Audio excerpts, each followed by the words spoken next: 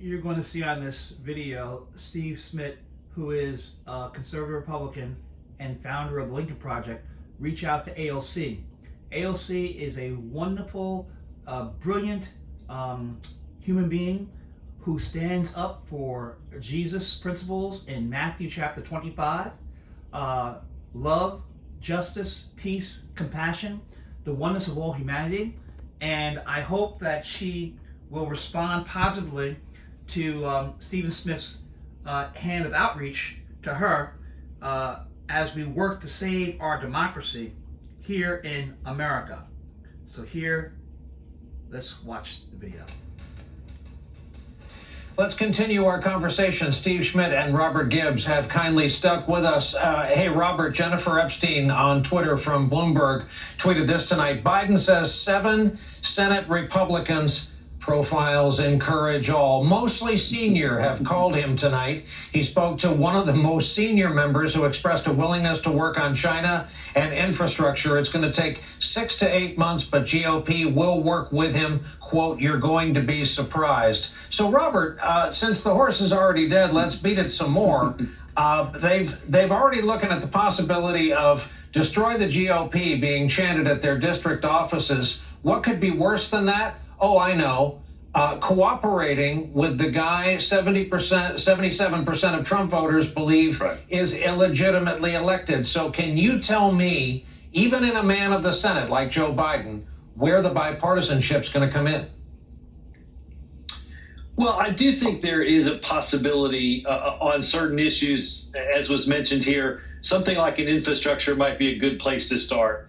And people like, Pat Toomey from Pennsylvania, who's retiring. We have seen remarkably different political outcomes in those that are leaving than those that are staying around. But I would also look at somebody like a Mitt Romney, a Lisa Murkowski from Alaska, a Susan Collins from Maine, who have a bipartisan record of reaching across the aisle. I think these Georgia races are going to be important to see what the final makeup of the Senate is. But understand that it's going to take a Herculean effort by the president-elect and his team to get this Senate and to get this Congress and really to repair our democracy, to get it in a place where governing is something that is a possibility. We're a long, long way away from it being a probability. We've got to get it back to being a possibility. Before people hop on Twitter, no horses were harmed in the production of this broadcast. Hey, Steve Schmidt, I want to quote from a letter you have written as part of an outreach to AOC, perhaps making for one of the best political pairings of the year that ceases to surprise us.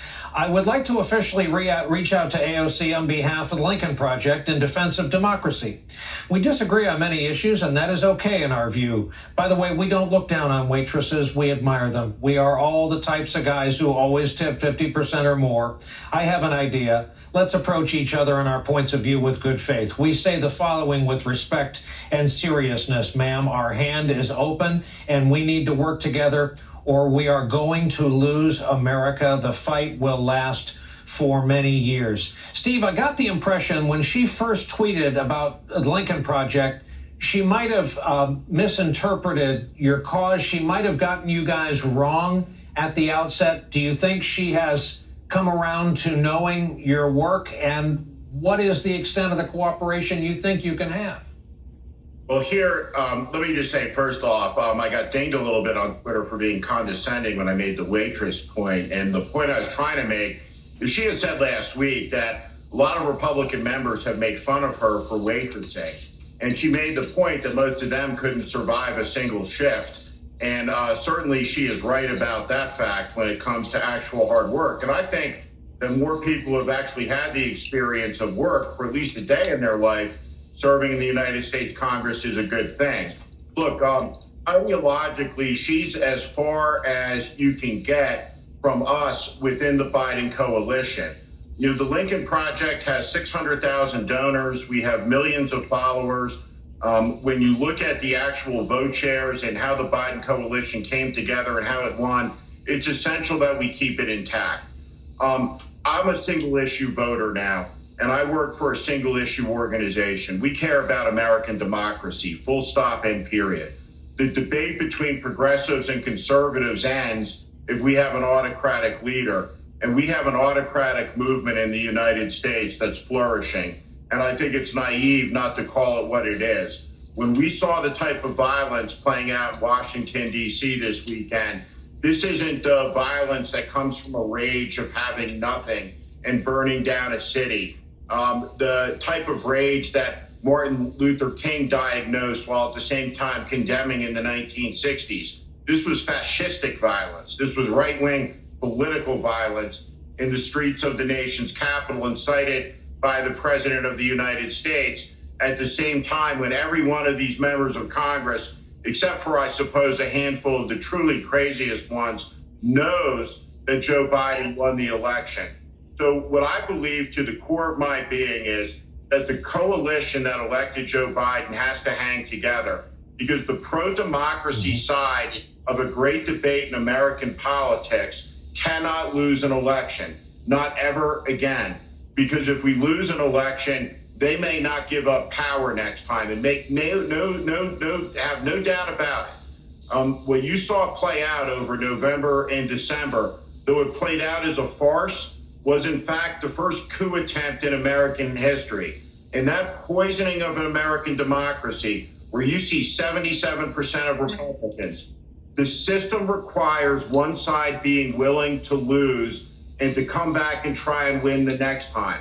That is at the center of democracy, and it's in trouble in this country because of Trump and the extreme radical Republicans. Gentlemen, thank you both. Robert Gibbs, Steve Schmidt on a Monday night. Greatly appreciated. Coming up for us, Today is Monday, December 14th, 2020. This is where the Southern Strategy has brought America. And the Southern Strategy beginning really in 1619, and then the Southern Strategy right after the Civil War, and then the Southern Strategy continuing on to the 1960s with Nixon, continuing on now to Trumpism. Please read the book. Please read the book Dog Whistle Politics: How Coded Racial Appeal Has Reinvented Racism and Wrecked the Middle Class by Professor E. Haney Lopez. Please listen to Dr. King's entire speech of Selma to Montgomery on March 25th, 1965, where he says basically after the Civil War, blacks and whites came together, poor blacks and whites came together, they were voting together, and then they basically stopped it by creating segregation. And that divide has continued even to this very, very day of the Southern Strategy.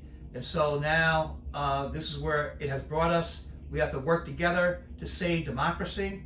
There's one race, the human race. Everyone in America, everyone on this planet has a right to life, liberty, and pursuit of happiness.